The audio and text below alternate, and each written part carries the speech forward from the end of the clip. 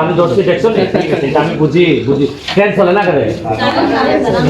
তোমরা জেনারেটর নাই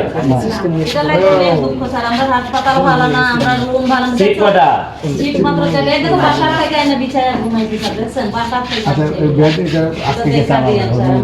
অক্সিজেন নাই ভাই হ্যাঁ অক্সিজেন নাই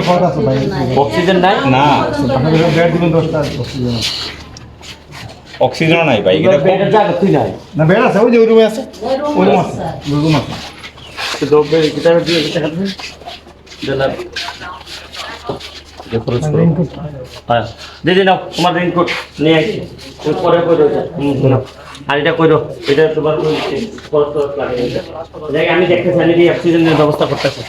অক্সিজেন কই পাওয়া যায় এখানে কিটা রুম আরেকটা নেই এটা ডেলিভারি রুম এটা ডেলিভারি রুম এটা কি দিতে পেটে ব্যথা কারণ কি পেটে ব্যথা বেশি কেন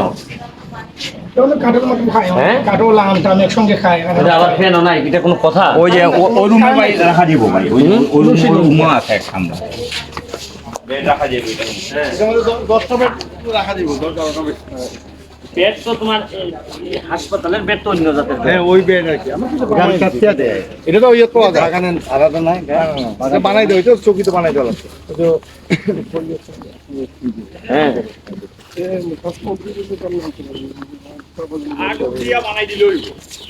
এটা বানাইলে বেড তো বেডই বেড তো বেডই ঠিক আছে কাঠের বেডের মধ্যে তোমার ওই রোগী রাখা যায়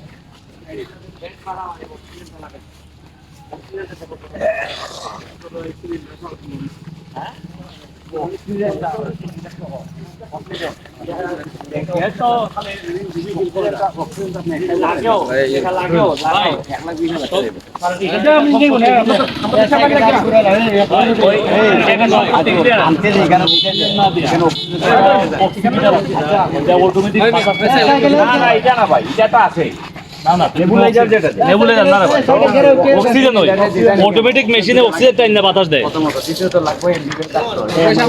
এটা করোনার সময় আমরা এটা বুঝাইতে বুঝছি